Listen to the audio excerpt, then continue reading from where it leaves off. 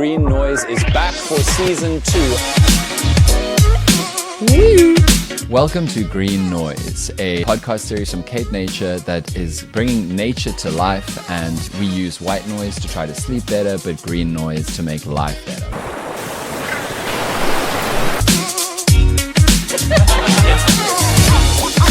You've got this wall of fire coming towards you. What are you going to do? It's a massive shift in tourism.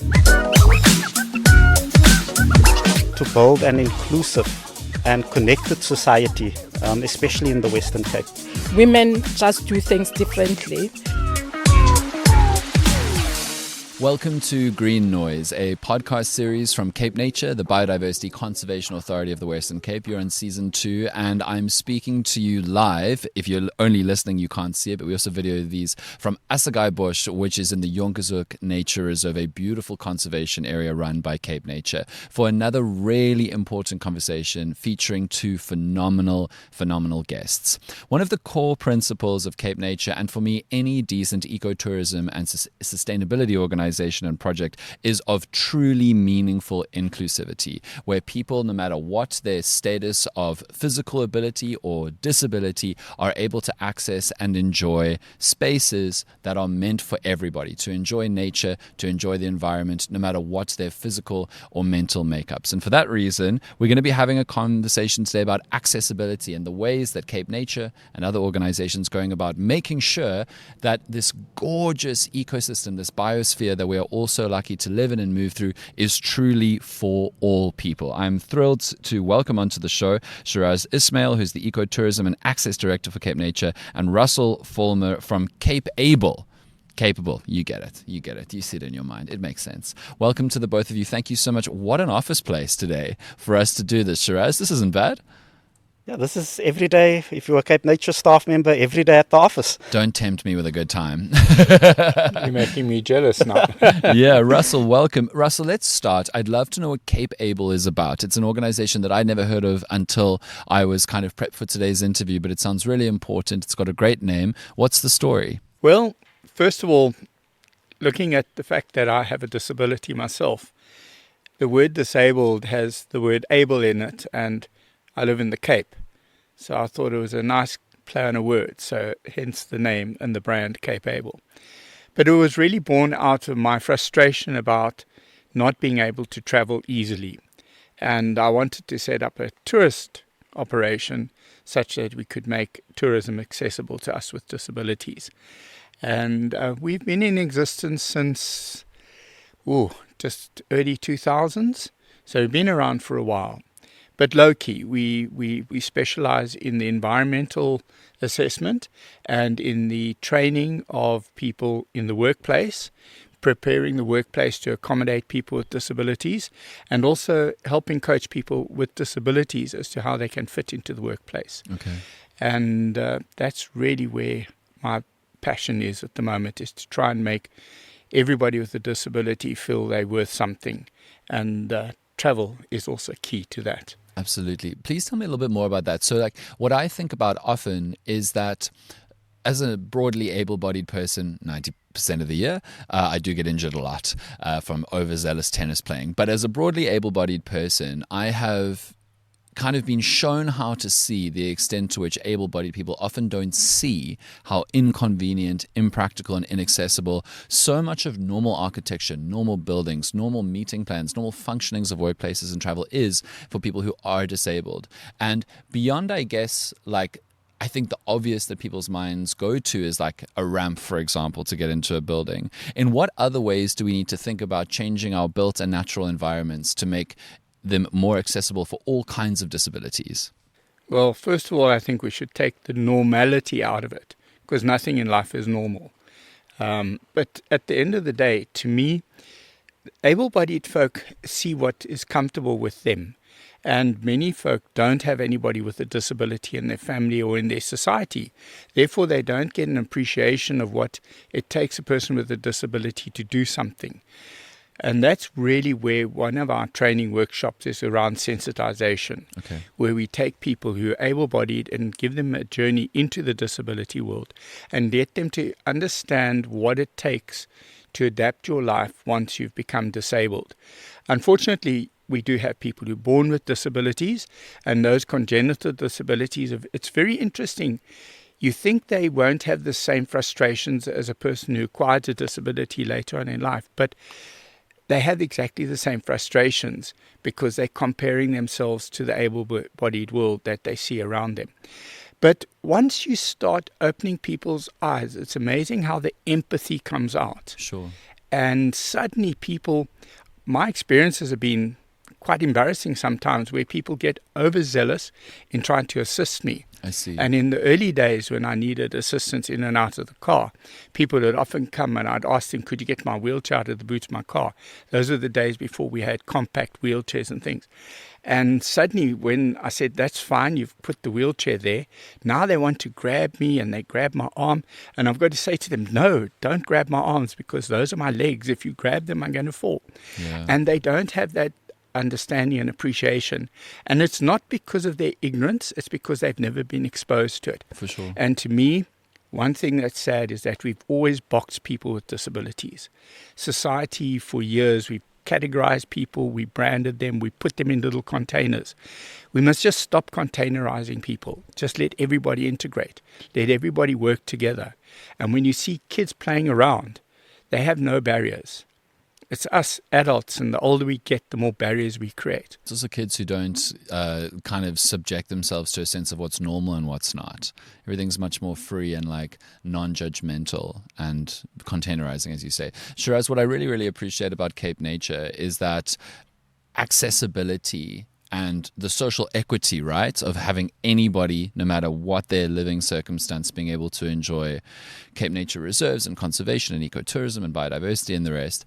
It's not a nice to have. It's an absolute essential, non-negotiable, which I think is great. Tell me a little bit about your experience of working to try and make sure that CapeNature is an accessible, meaningful place for people who are disabled.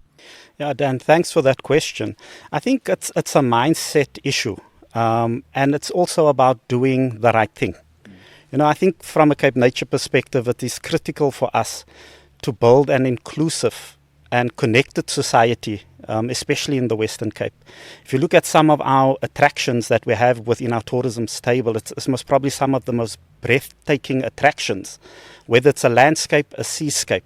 And I think what's important for us, and we took it on board very, very early when CapeNature embarked on this journey, is to make sure that every citizen in the Western Cape is able to have access to these beautiful nature reserves for which we are the custodians for and for which we manage. And that has certainly been the driving force behind CapeNature's endeavors, whether it's developing a braille trail for the visually impaired, whether it's developing accommodation units, self-catering, glamping sites and so forth. That has become institutionalized. It's part of CapeNature's DNA. Excellent. And it's no longer an afterthought. You know, every new development we embark on, we pay attention to detail around promoting and developing universal accessible products. Tell me about a braille trail, because that's so interesting to me. It's like one of the key attractions of nature is to look at it. And so if you are visually impaired, fully or partially blind, to still be able to experience the beauty and the wonder through word choice on a braille trail or something similar, and the right information to tell someone what they're moving through and looking at and what about it is interesting or worthy of love. Tell me about how these braille trails have been put together and where are they? Okay, we've got a 3-kilometer braille trail out at Vrolikheid Nature Reserve. And it has been in existence for a number of years and it is used. So again, we had to consult the experts in the sector, what we can do, what we cannot do, what needs to be in place. And I think what's nice about Vrolikheid, it's very popular for birding. Oh, I see. So you immerse yourself on the trail with braille interpretation, but also taking in the sounds of the birds in the background and what nature has to offer. So it's not just about the interpretation, but also creating that immersive experience. Yeah. I'm always stunned by how many of the best birders are blind because they're operating purely off of call. And they have such an incredible sense of being able to hear, okay, that noise means that is over there, in ways that people who I guess are flunking out on, relying on eyesight just don't have. Please, Russell, tell me about trying to engage with natural spaces as a person with a disability, or broadly for people with disabilities to do that? Because I imagine in so many ways, transport, information, terrain, there are all kinds of challenges beyond, is there a boardwalk? Dan, it's a very interesting thing is that there's so many aspects to the environment that limit a person with a disability. But to come back to the point about the visually impaired experiencing nature, and particularly floral, which is mostly visual, had an experience with a person who was blind, and he wanted to go and see the whales. And somebody said, but how can you? And he said, but I see things differently. Oh, I see. And when you take on board that kind of thought, it means that he's not got any barriers. He just wants to experience like anybody else. So when I want to go and travel, I'll do a lot of homework. But because I have a physical disability, I know that beaches are not that accessible.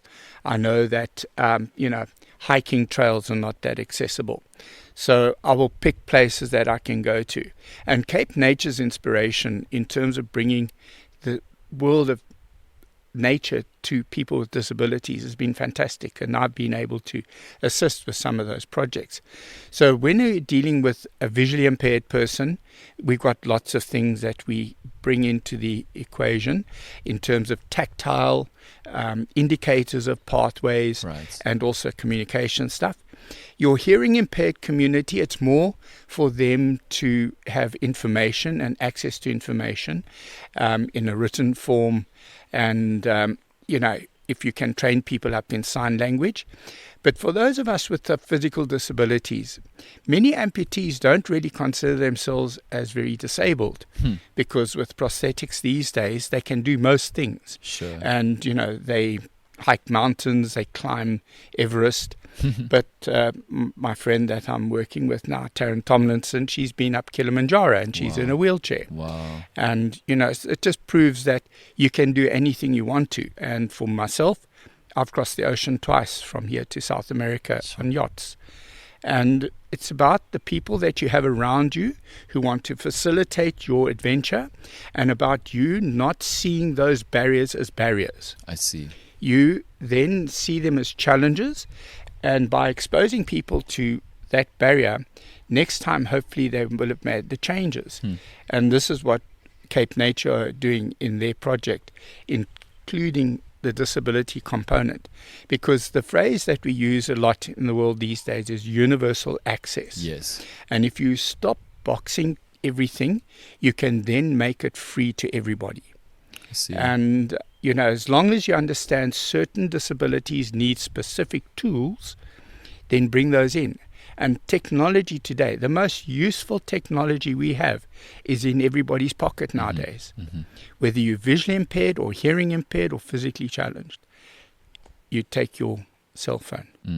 Tell me a little bit about how CapeAble has worked with CapeNature in the past to make some, projects and alterations to make CapeNature destinations more accessible to more people. The biggest projects I've worked on with CapeNature have been around the built environment, Roshapan being the one, and Grootvadersbosch, and I worked alongside the architect there, because that was a recycling project, which was very, very inspiring. And then through Cape Town Tourism, which is how I got involved with CapeNature. I see. We did sensitization training around tour guides and around venues that were accommodating people with disabilities. So that's where CapeAble has actually had its influence in the tourism industry up until now. That's amazing. And I'm hoping that we're going to do some more, Shiraz. Definitely. Oh, that was a compromised answer. We hope it's true, but it's also on tape. Please tell me, Russell, a little bit more about how because I guess it's not surprising that I've never heard of CapeAble, because I am broadly able-bodied, but I imagine that you've been able to find a part of the tourism industry, which all these disabled people who want to go and experience the Western Cape fully and richly. And you've been able to go, well, we actually know how to do that for you. It's very difficult to find the people, because when we look to the South African population, many people just don't see travel and tourism as accessible to them I see. financially. Huh. So what we look at is more the international traveller, and myself and my wife's also in a wheelchair. We've done a lot of international travel, so we've been experiencing the bigger part of the world from our wheelchairs. So when it comes to getting people with disabilities out into the travel industry, we say, go and do it, and we'll give you key pointers. And we've got a nice database of accessible venues to go to. And for example, I would recommend people go and spend a weekend at Roshapan. Pick the season when there's water and the birds are around and things like that. And I know that a person with a disability of a physical nature is going to get around. Most people with hearing and visual impairments are going to be able to enjoy it very, very comfortably. So, we can and we have referred people. In my partnership now with Taryn, we are looking at pushing the actual planning of tours for people now. So that we're going to be finding. But unfortunately, to find the local population, it's very difficult because the cost factor has been a big one. But what CapeNature are doing, which is really inspiring, is that they're looking at the international world and they're looking at the local. For sure. And they're making sure that the locals have the opportunity. We now have to just get the people to come and challenge that. Right. And enjoy it. Right. And it's all through marketing and getting the brand out there. I see. Shiraz, tell me, beyond Cape Able, what other partners you've worked with to try and ensure there is maximum universal access possible at all times with CapeNature's projects? Before we go on, Dan, I need to make mention that my relationship with Cape Able goes back more than 20 years. Oh, wow. Prior to me starting with CapeNature, when I worked for the Department of Economic Development and Tourism. And back then we had a destination marketing agency called Cape Town Routes Unlimited. Okay. And that's where I met Russell for the first time. Oh, amazing. And it was really about setting up standard operating procedures, regulatory things. But when I made the transition to CapeNature, that's when the light bulb moment went on. We go beyond things on paper to actually the built environment and really making a difference for people with disabilities. And that I saw as an amazing opportunity. So some of the key partners, obviously Cape Able being a key one for CapeNature. We also have Warriors on Wheels Foundation, which is doing amazing work in Cape Town and the Western Cape, really advocating, doing audits, doing reviews for people with disabilities.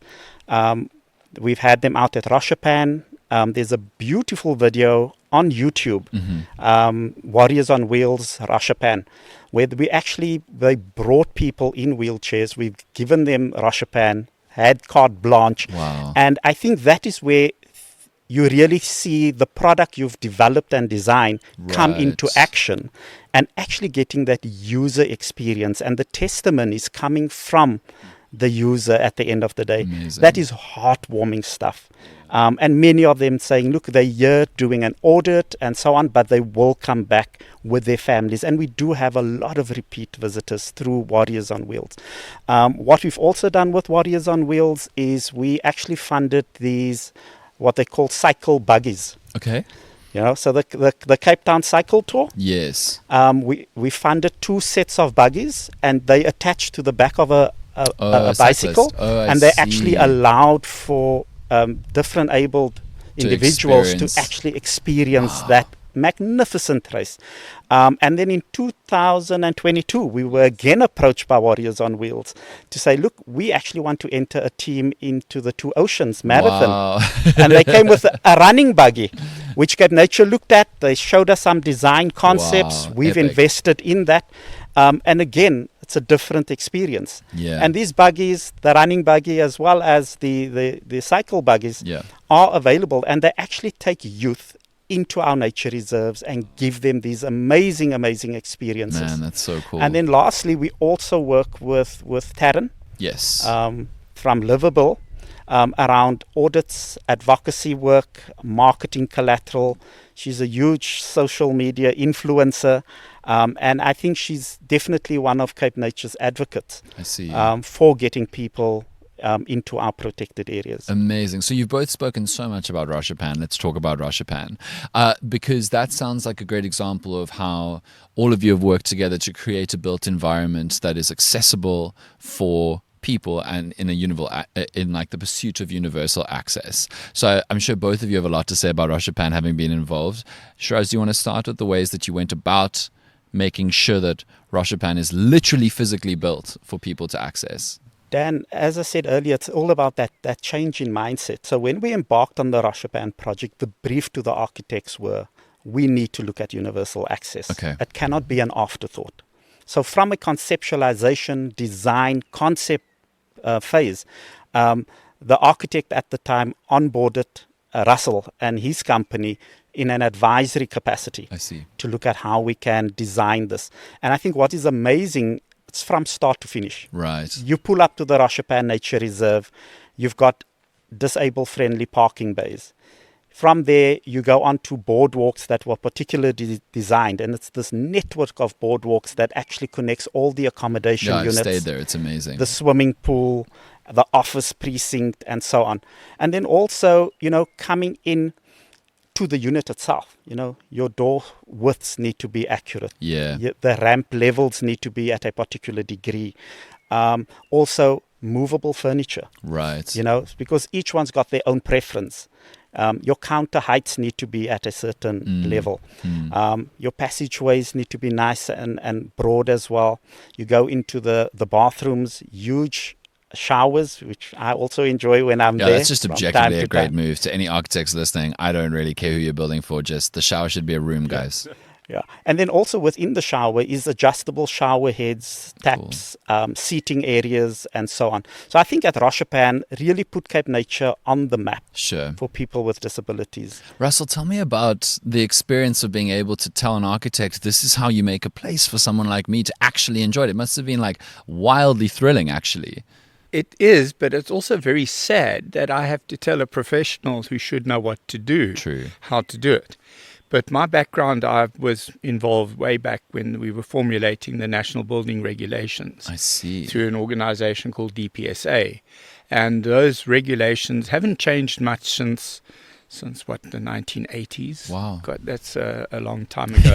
But the rules in those guidelines are what define the environment that we need to make every place accessible.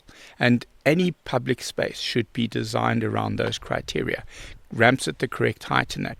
Coming back to Rashapan, the boardwalks, initially there were some boardwalks there, but they didn't have edges on them. I see. And the first thing you've got to do is you've got visually impaired folk using a cane. So you need to give them an indicator as to where the end is so they can touch something. Because if they can go off it, they don't know what is beyond it. So, simple things like that. So working with the architects, I was able to double check the things that they were implementing and then say, look, we must change that. And then at the end of the whole project, spent a whole weekend there with some friends, and we had a wonderful time and road tested it. So, we didn't destroy it. I enjoyed it after you were there. No, it's an incredible place. So Russell, as somebody who's uniquely positioned to understand disability as it interacts with tourism, what are some of the challenges that still face the travel industry as a whole, beyond the ones that you've already mentioned? And what would you like to see happen more in future? I'd like to see the sort of regulations governing accessible tourism a lot broader and applied where they should be. We have Gradings Council where we're trying to grade establishments so that people know what they're getting and having a standard that everybody can trust. So it's a trust thing. And also for people not to be scared of the cost factor. Okay. Because everybody says, oh, but it's going to cost money. No, it's not. Because at the end of the day, if you do it right the first time, it doesn't come back to you. Right. Because retrofitting things is expensive. And the other one is that for every one person with a disability who travels, there's normally two or more people with them. Yes. So immediately you've got a bigger constituency traveling. And that is definitely a cash cow. Why are we not cashing in on that? And then the last one really is to say to those people with disabilities, don't hold back. Because too many of them look at the world and go, oh, it's so unfair, I can't do it. There's no such thing as I can't. I want to do it, and it's just about how. Sure. And for me, I've done things, and thank God I've got a bunch of lunatic friends who are prepared to help me do it. You do need people like that in Yeah. your life. Maybe Shiraz is one of your lunatic friends. Shiraz, finally from you, as CapeNature looks into, I guess, the next era, this year and beyond, in terms of trying to extend universal access as far as possible, what are you seeing coming up that you would love to achieve? Look, I think there's a number of initiatives, Dan, that we are busy with at the moment. Over the current financial year and the next financial year, we're looking at doing a whole new development at the Stony Point Penguin Colony. Amazing. We're looking at, it's going to be an engineering marvel in a For the protected penguins area. too, yeah, exactly. But I think it's really, again, taking the concept of universal accessibility, broadening the boardwalks, making sure there's information laybys, pause areas, also moms with tods and prams, and really catering for everyone. So that's a definite big project we're embarking on. But then also from a marketing advocacy perspective, there's a lot of new things happening as far as universal access is concerned. Just if you look at some of our interpretation, we've moved away from that 10,000 words on a interpretation panel that's just going to take you an hour to get through. Yes. We're really going to focus on stuff like more visual content with bigger writing and fewer words. I see. Also, a lot of our marketing content, especially our videos and our reels, subtitles Yeah.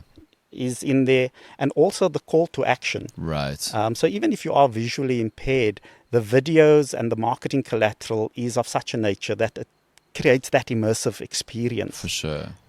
So those are some of the key projects we're embarking on over the next 1 to 2 years.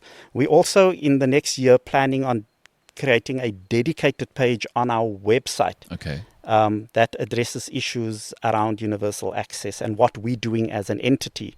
And also, it's going to be a one-stop shop. So if you want to book a unit or a campsite and you want to know anything about it, will be housed under one tab on our website. I see. Man, I'm so inspired and far better informed than I was 20 to 30 minutes ago. Russell Vollmer, thank you so much. Shiraz Ismail, thank you so much for this really genuinely fascinating episode of Green Noise. Now I made it sound like some of them are not genuinely fascinating. They are. Thank you so much for joining us.